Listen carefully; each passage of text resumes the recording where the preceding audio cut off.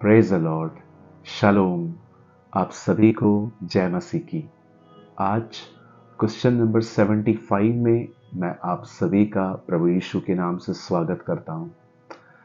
मेरे भाइयों, मेरी बहनों, बाइबल मानने से ज़्यादा परमेश्वर को जानने के विषय में बात करती है।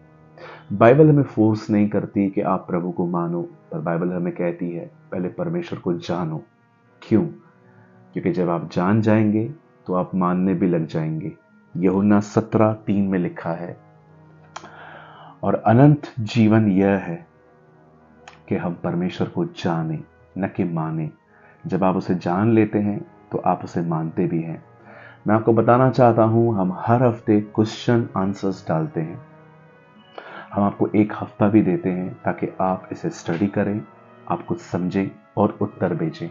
और हम बहुत धन्यवादी भी हैं कि आप में से बहुत सारे लोगों के उत्तर हमें इन दिनों में मिल रहे हैं। और विश्वास कीजिए, हम भी आपके जवाबों से सीखते हैं और उम्मीद करते हैं कि आप भी जो मैं जवाब देता हूं आप उसमें से सीखते होंगे।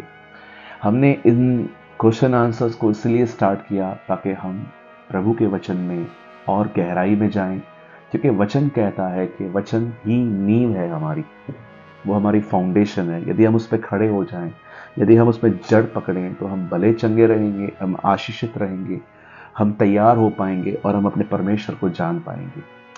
आज एक बार फिर से मैं आपके सामने एक नए सवाल के साथ आया हूं और माफ़ी चाहता हूं, हम वीडियो एक दिन लेट अपलोड कर रहे हैं। वैसे हम हमेशा वेडनेसडे को करते हैं, लेकिन आज हम थर्सडे को कर रहे हैं।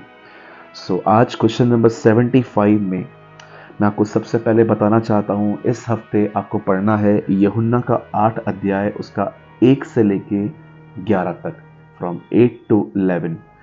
मैं फिर से कहता हूं, आपको इस हफ्ते पढ़ना है यूहन्ना 8 अध्याय का 1 से लेके 11 तक। जब आप इसे पढ़ेंगे तो आपके सामने ये बातें आएंगी कि कैसे एक बहन व्यभिचार में पकड़ी गई, एडल्ट्री में पकड़ी गई, और उसे पकड़ के यीशु के सामने रखा गया और प्रभु को न्याय करने के लिए कहा गया कि प्रभु देख, इसने पाप किया है। सारी बातें सुनने के बाद यीशु ने कहा, ठीक है, आप इसे मारो, लेकिन आप में से पहला पत्थर वो उठाएगा जिसने कभी पाप नहीं किया है। आप सभी जानते होंगे इस स्टोरी को कि कैसे आहिस्ते आहिस्ते सब चले गए, क्योंकि हर एक को अपने पाप याद आ गए। आप जानते हैं, वहां एक व्यक्ति था जो उसे मार सकता था, क्योंकि वो सिद्ध है, उसे कभी पाप नहीं किया है, और वो है यीशु मसीह। पर आप जानते हैं, उसने भी पत्थर नहीं उठाया। अब मेरा सवाल ये है, जब प्रभु को पूरा अधिकार था उस बहन पर पत्थर फेंकने का, फिर भी उसने उसे क्यों नहीं मारा? ये मेरा सवाल है। मैं फिर से कहना चाहता हूं, आपको यूहन्ना का 8 अध्याय 1 से लेकर 11 तक पढ़ना है, और उसमें सवाल ये है, यीशु को पत्थर उठाने का अधिकार था, मारने का अधिकार था, फिर भी उसने क्यों नहीं मारा? जिस किसी को भी इन चीजों का, इस सवाल का उत्तर मिले, इस समय आपके स्क्रीन पर एक नंबर है, और आप में से हर एक को यहीं पर सिर्फ इसी नंबर पे उत्तर भेजना है। और आज 14 सितंबर है, आपको 6 दिन है। 20 सितंबर तक आप अपने उत्तर हमें भेज सकते हैं, लेकिन अगर आप 21 को भेजेंगे तो हमारा उत्तर आपको नहीं मिल पाएगा, क्योंकि फिर सवाल बदल जाएगा। और मैं उम्मीद करता हूं कि इन सवाल और जवाबों के द्वारा आपकी उन्नति हो रही है।